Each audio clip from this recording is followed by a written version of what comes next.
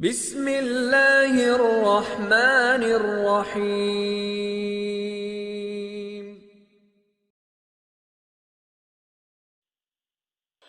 حضرت مولانا محمد الیاس صاحب رحمۃ اللہ علیہ، اللہ تعالیٰ ان کے درجات بلند فرمائے، جن کے دم سے یہ تبلیغ جماعت، ان کے سینے کی آگ ہے جو ساری دنیا میں پھیل گئی ہے، تبلیغ جماعت کے ذریعے اللہ تبارک و تعالیٰ اس کو اور ترقی عطا فرمائے۔ تو اس میں حضرت کا یہ واقعہ میں نے حضرت مولانا محمد عاشق الہی صاحب بلند شہری رحمۃ اللہ علیہ سے سنا ہوں۔ وہ فرماتے تھے کہ حضرت کے بھی ایک دوست تھے اور وہ داڑھی نہیں تھی ان کے، بے داڑھی کے تھے، تو مگر حضرت کے پاس آتے جاتے تھے، بہت دن تک آتے جاتے رہے۔ حضرت نے کبھی نہیں کہا کہ بھئی تم داڑھی رکھ لو، بس آتے جاتے رہے، اپنے ان کو جو بڑے بڑے اہم فرائض تھے اس کے اندر شامل کرتے رہے، نمازیں پڑھتے رہے، روزہ رکھتے رہے وغیرہ وغیرہ،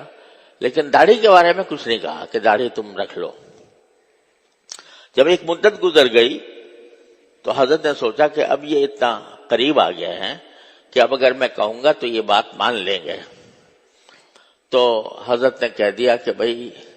داڑھی نبی کریم صلی اللہ علیہ وسلم کی سنت ہے، نبی کریم صلی اللہ علیہ وسلم نے فرمایا کہ تم داڑھیاں بڑھاؤ، یہودیوں کی مخالفت کرو اور داڑھیاں بڑھاؤ، داڑھی کا بڑھا کر رکھنا یہ نبی کریم صلی اللہ علیہ وسلم کی سنت بھی ہے اور واجب بھی ہے۔ اب کیا ہوا کہ وہ ان صاحب پر الٹا اثر ہو گیا اور انہوں نے پھر آنا چھوڑ دیا حضرت مولانا کی خدمت میں۔ تو حضرت مولانا محمد الیاس صاحب رحمۃ اللہ علیہ یہ فرماتے تھے کہ بھائی مجھ سے بڑی غلطی ہوئی، میں نے کچے توے پر روٹلی ڈال دی، یعنی توا جو ہوتا ہے جس کے اوپر روٹی پکائی جاتی ہے، وہ جب تک گرم نہ ہو جائے اور پوری طرح گرم نہ ہو جائے اس پر اگر روٹی ڈال دیں گے تو روٹی نہیں بنے گی، وہ پھٹ کے رہ جائے گی۔ تو میں نے کچے توے پر روٹلی ڈال دی، یعنی ابھی ان کا ذہن اتنا بنا نہیں تھا کہ میں ان سے یہ بات کہتا اور اس کو قبول کر لیتے۔ نتیجہ الٹا ظاہر ہوا کہ بجائے اس کے کہ وہ میرے قریب آتے اور میری بات مانتے، وہ مجھ سے چلے ہی گئے، چھوٹ گئے۔ تو یہ لفظ بڑا عجیب استعمال کیا حضرت مولانا محمد الیاس صاحب نے کہ کچے توے پر روٹلی ڈالنا، یعنی پہلے یہ دیکھو کہ توا پکا بھی ہے کہ نہیں، یعنی ماحول تیار ہوا ہے کہ نہیں، ذہن اس طرح پہنچا ہے کہ میں کوئی بات کہوں تو وہ اس پر اثر انداز ہو۔ اسی کو قرآن کریم نے فرمایا وَذَكِّرْ إِن نَفَعَتِ الذِّكْرَىٰ، نصیحت کرو جبکہ نصیحت کرنے کا کچھ فائدہ معلوم ہو تو اس وقت نصیحت کرو۔ لیکن ایسے ہی ایک آدمی ابھی تک تمہاری نہ اس سے جان ہے، نہ پہچان ہے، نہ اس کا تم نے مزاج سمجھا ہے، نہ اس نے تمہارا مزاج سمجھا ہے، اور ایک دم سے اس کے اوپر ایک ڈونگرا برسا دیا کہ تم داڑھی منڈے ہو، داڑھی رکھا کرو، تو یہ فائدہ مند نصیحت نہیں ہے، یہ حکمت کے ساتھ نہیں ہے۔ ادعو الی سبیل ربک بالحکمہ، حکمت کا معنی یہ ہے کہ یہ بات تلاش کرو کہ میں کس وقت اور کس ماحول میں کسی انسان کو کسی نیکی کی دعوت دوں۔ ایسا نہ ہو کہ بجائے اس کے کہ وہ اس کو قبول کرے، الٹا اس کے اوپر الٹا اثر ظاہر ہو جائے۔ تو حکمت کے ایک معنی یہ ہے کہ موقع دیکھو، مقام دیکھو، صحیح وقت کا تعین کرو، صحیح جگہ کا تعین کرو جس میں کوئی نصیحت کسی دوسرے کے اوپر کرتے ہو، ایسے ہی نہیں کر دیتے۔ ایک تو حکمت کے معنی یہ ہے۔ دوسرے حکمت کے معنی یہ ہے کہ تمہارا انداز جو ہے وہ حتی الامکان ایسا ہو کہ جس میں ایسا نہ ہو کہ تم اپنی بڑائی جتا رہے ہو اور دوسرے کی تحقیر کر رہے ہو، دوسرے کی تذلیل کر رہے ہو، بلکہ محبت کا، پیار کا اور نرمی کا معاملہ یہ دعوت کا ایک ایسا عظیم رکن ہے کہ جس کے بغیر دعوت بیکار ہو جاتی ہے۔ آپ یہ اندازہ کیجئے کہ جب حضرت موسیٰ علیہ السلام اور حضرت ہارون علیہ السلام کو اللہ تبارک و تعالی نے موسیٰ وہ فرعون جیسے جابر خدائی کے دعوے دار گمراہ کے پاس بھیجا تو ان کو کیا تلقین فرمائی؟ قولا لہ قولا لینا، تم دونوں جب جاؤ فرعون کے پاس تو نرمی سے بات کرنا۔ کس سے؟ فرعون سے، جو خدائی کا دعوے دار تھا، اس سے زیادہ سرکش، اس سے زیادہ کافر، اس سے بڑا کافر کوئی اور نہیں ہو سکتا۔ اس کے بارے میں فرمایا کہ نرمی سے بات کرنا، اور ساتھ ہی یہ بھی فرمایا کہ لعلہ یتذکر او یخشی،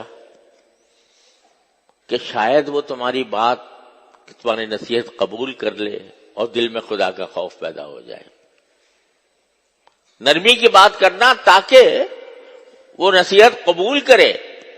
اور اس کے اندر خدا کا خوف پیدا ہو جائے۔ حالانکہ اللہ تبارک و تعالیٰ کے علم میں تو تھا کہ فرعون نہ ایمان لائے گا، نہ ایمان لانے والا ہے، نہ اس کے اندر حق کے قبول کرنے کی صلاحیت ہے، اور وہ کبھی نصیحت قبول نہیں کر سکتا، اور کبھی خدا کا خوف اس کے دل میں نہیں آ سکتا۔ اس کے باوجود حضرت موسیٰ اور حضرت ہارون علیہ السلام سے یہ فرما کر یہ بتا دیا کہ ایک داعی جو دعوت دینے والا ہے اس کے دل میں یہ امید ہونی چاہیے کہ میں نرمی سے بات کروں تاکہ امید ہو کہ وہ میری بات سن لے۔ باوجود ہے کہ اس کے بارے میں اللہ تعالیٰ جانتے تھے، لیکن ان کو یہ کہا کہ تم اپنے دل میں یہ امید رکھو کہ میرے کہنے کے نتیجے میں وہ شاید مان جائے۔ تو نرمی کی نصیحت فرمائی گئی موسیٰ علیہ السلام کو، ہارون علیہ السلام کو فرعون کے مقابلے میں۔ تو میرے والد ماجد قدس اللہ تعالی سرہ فرمایا کرتے تھے کہ تم سے بڑا کوئی مصلح نہیں ہو سکتا، تم موسیٰ علیہ السلام سے بڑا کوئی مصلح نہیں ہو سکتا، اور فرعون سے بڑا کوئی گمراہ نہیں ہو سکتا، لیکن اتنے بڑے مصلح کو اتنے بڑے گمراہ کے مقابلے میں بھی یہ کہا جا رہا ہے نرمی سے بات کرنا۔ اب یہ ایسی چیز ہے کہ جو دعوت کی بنیاد ہے۔ دعوت محبت سے ہونی چاہیے، شفقت سے ہونی چاہیے، خیر خواہی سے ہونی چاہیے، اخلاص سے ہونی چاہیے۔ اس میں کسی دوسرے کی تذلیل کا یا تحقیر کا کوئی پہلو نہیں ہونا چاہیے۔ یہ ایک ایسی چیز ہے کہ جس کی نہ ہونے کی وجہ سے ہماری دعوتیں بیکار ہو جاتی ہیں۔ اس کی وجہ سے اول تو دعوت کا خیال ہی نہیں آتا، اور اگر آئے کبھی اور اس کے نتیجے میں ہم حکمت کو بھول جائیں اور نرمی کو بھول جائیں تو یہ ایسی چیز ہے کہ جس کے نتیجے میں دعوت بیکار ہو جاتی ہے۔ اس کے بجائے دشمنیاں پیدا ہوتی، اس کے بجائے عداوتیں پیدا ہوتی کہ اس نے ہمیں ذلیل کیا ہے۔ اگر اسی بات کو تم ایک نرم پیرائے میں کہو، مناسب ماحول دیکھ کر کہو تو کچھ بعید نہیں اللہ تعالیٰ اس کے ذریعے انسان کا دل بدل دے۔ لیکن اگر تم اس کو تانے کے انداز میں کرتے ہو، تانا دیتے ہو کسی کو، اس کی وجہ سے کسی کی تذلیل کرتے ہو، کسی کی تحقیر کرتے ہو، تو اس کا الٹا اثر ہوگا۔ اس لیے پہلا قول یہ ہے کہ نرمی سے بات، پیغمبر کو بھی یہ کہا جا رہا ہے، پیغمبر بھی نرمی سے معاملہ کرے۔ سختی کا معاملہ یہ حکمت کا تقاضا ہرگز نہیں ہے۔ اللہ اکبر۔ ایک واقعہ دیکھا کہ حضرت حسن اور حضرت حسین رضی اللہ تعالی عنہما نبی کریم سرور دو عالم صلی اللہ علیہ وسلم کے لاڈلے نواز سے، یہ ایک مرتبہ کہیں سفر میں جا رہے تھے تو نماز کا وقت آیا تو انہوں نے دیکھا کہ ایک بڑے میاں ہیں، بزرگ آدمی، وہ وضو کر رہے ہیں لیکن وضو کرنے میں غلطی کر رہے ہیں، وضو کا صحیح طریقہ اختیار نہیں کر رہے، کوئی چیز چھوڑ دی یا خدا جانے کیا غلطی کی یا معلوم نہیں، غلطی کی۔ اب دونوں حضرات حسنین یہ نے دیکھا کہ بھئی یہ وضو غلط کر رہے ہیں، ان کا وضو صحیح نہیں ہوگا، تو دل میں خیر خواہی کا خیال پیدا ہوا کہ ان کو سمجھانا چاہیے، بڑے بزرگ ہیں لیکن سمجھائیں ہم چھوٹے ہیں عمر میں اور یہ بڑے ہیں تو ان کو کس طرح سمجھائیں۔ تو آخر کار دل میں ایک طریقہ اللہ نے ڈالا، ان بزرگ سے کہا کہ بھئی آپ بڑے بزرگ آدمی ہیں، آپ تجربہ کار ہیں، ہم نوجوان ہیں، تو ہمیں کچھ شبہ ہے کہ ہماری وضو پتہ نہیں صحیح ہوتی ہے کہ نہیں ہوتی ہے،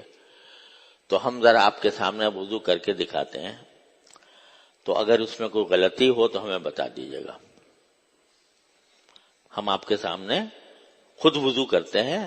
اور وضو کرنے کے نتیجے میں اگر ہم سے کوئی غلطی ہو رہی ہو تو براہ کرم ہمیں متنبہ کر دیجیے گا۔ اور اس کے بعد صحیح طریقے سے وضو کیا، یعنی جو غلطی وہ کر رہے تھے اس غلطی کو ختم کر کے اور صحیح طریقے سے وضو کیا۔ تو اس کے بعد وہ بڑے میاں جو تھے وہ کہنے لگے کہ بھئی آپ کیا غلطی کرتے، غلطی تو میں ہی کر رہا تھا اور اب اچھا وہ آپ نے مجھے بتا دیا اور اب آئندہ میں یہ غلطی نہیں کروں گا۔ اب ایک صورت یہ تھی کہ حضرت حسین کہتے ہو بڑے میاں یہ کیا کر رہے ہو، وضو ہی نہیں ہوتا اس طرح، یہ تم جو کر رہے ہو وضو نہیں ہوا تمہارا، نماز بھی نہیں ہوگی۔ ایک طریقہ یہ بھی تھا، لیکن حضرات حسنین رضی اللہ تعالیٰ عنہما نے ایسی حکمت کا طریقہ اختیار فرمایا کہ جس سے اس کے سامنے حقیقت بھی واضح ہو گئی، اپنی غلطی بھی پتہ چل گئی، اور ایک طرح سے اگر دیکھا جائے تو احسان مند بھی ہوا ہوگا کہ مجھے غلطی بتائی اور غلطی بھی اس انداز سے بتائی کہ جس سے مجھے کوئی تکلیف نہیں پہنچی۔